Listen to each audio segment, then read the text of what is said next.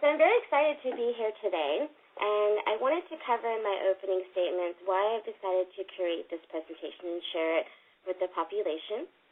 A few years back, Mark Langley attended the 2012 PMI Global Congress in North America, Canada, and during his keynote speech, he talked about a concept about, are you ready? And this really inspired me to encapsulate some of the practices that I've seen over the past few years, up and coming, that makes tomorrow's project manager. Mark Langley references this tomorrow's project manager a great deal.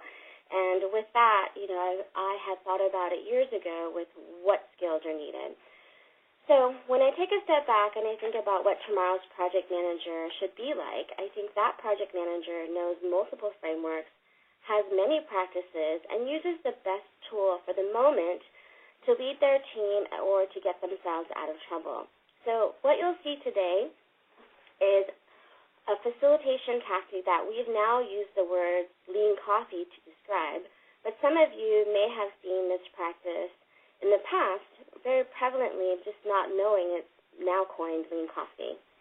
So with that, I'll be sure to put a reference to Mark Langley's presentation at the end of the webinar with Susan so that you can reference it later, and I'll go ahead and get started.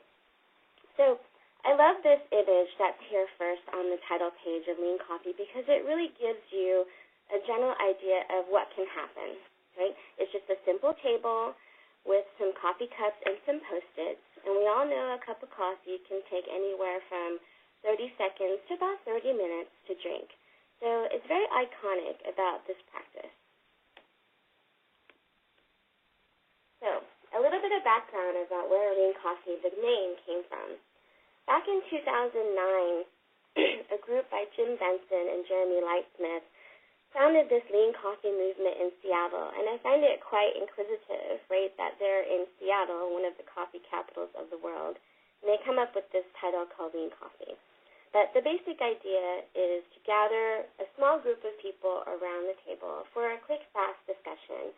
And there are a couple of general practices that you do so that you can facilitate the short discussion. Many people in the Agile industry, the Lean industry, have really adopted this and have welcomed this fast and lean way of facilitation. So in the coming slides, you'll see what base practices and characteristics of this meeting style that you already know, but now you'll just have a few words to help categorize it for you.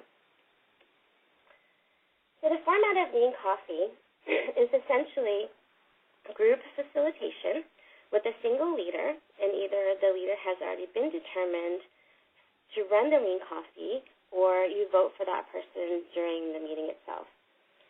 The lean part of the discussion really came from lean thinking and lean production and lean software. So it's really a hot topic these days. You don't even have to use it. You can just use lightning round, facilitation, or things, other terms that have been in your lexicon for years. The coffee part, in my experience, has been also changed with whatever beverage that you like of the day.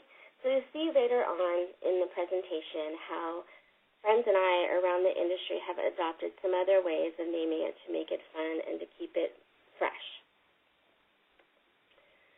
So how Lean Coffee works. There are multiple steps here to review, but I'm not going to talk in depth about all of the steps. I'm going to cover this as an overall protocol so that you can see how it works. Lean Coffee usually works with no more than about 10 people. As we know, the optimal team size is 7 plus or minus 2, right? So that gives you 5 to 9. So 10, including yourself, is 9 other participants. What happens is at the beginning of Lean Coffee, we ask people to write on a single Post-it or index card or some single sheet of paper titles of topics that they'd like to talk about. And that usually takes about 1 minute so that you can brainstorm. Once that's done at an individual level, each person presents their topics, either elevator pitch style, or if they're pretty intrinsic, they can just say what the titles are. Once everyone has actually discussed what their title is very quickly, there's voting regarding each title. So the facilitator walks through the entire title list, and people vote. And as you can tell, that there are many voting mechanisms. You can raise your hand, you can dot vote, you can do thumb voting, and all those great things, right? Once these topics are agreed, you can prioritize them, or you can use some other way to display the status. You'll see on bullet 4 that you've got a planned, in progress, and done column. So some people also even invoke a Kanban-style board, which gives some expectation management on how the meeting's going to go. For those of you who need a little background on Kanban, Kanban is just a style of flow of work, which simplistically, to the basic principle, 3 columns: what's in the backlog, or what's on your list, what's in progress, meaning what we're talking about right now, and then what's done, what we finished talking about. 3 simple columns to help you manage the short meeting. So the facilitator manages these Post-its or these papers, and it could be part of your table, as you've seen on the first image of the slide deck, and then you begin the discussion. The key tools that you need for this to be successful is a timer, things to write on, Post-its are usually best, something to drink, but usually just to have a good time. Being coffee is really a relaxed setting so that people can speak freely and openly, but more importantly, that there is an orchestrated way to talk about a certain topic. So moving on to item 5, right? This portion talks about the round table and how each person gets to talk about the topic. Not everyone will have something to say, but the most important part is that the people do have an opportunity to say. So this is where you as a facilitator use your facilitation tactics and your brainstorming tactics, structured brainstorming or unstructured brainstorming. I'm assuming that you know what these things are. And you use your timer. So you have 1 minute per person, or perhaps if you have a smaller group, you have more time. The Lean Coffee is typically 15 to 20 minutes. Okay?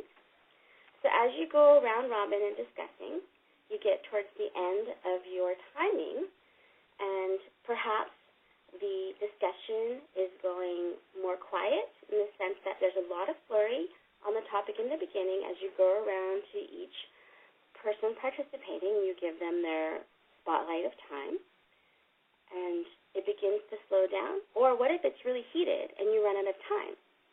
You can vote again to spend more minutes. So we're moving on, right, to bullet 7. We're usually talking for 15 minutes or so, orchestrated, but people want to continue.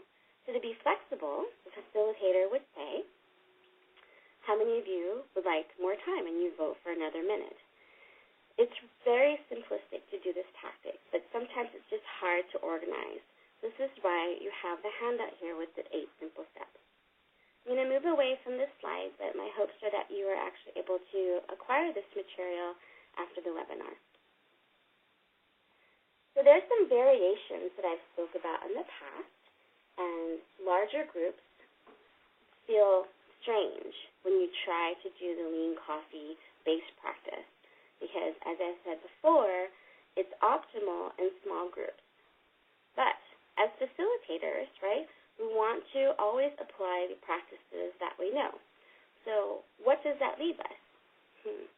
That leaves us with perhaps splitting groups into smaller groups.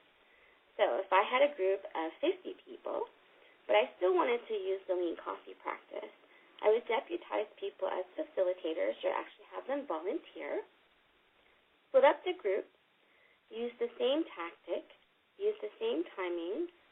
Perhaps before we split, though, we would share the discussion of topics or not, because sometimes it's actually much more creative to let each group break up, and then when you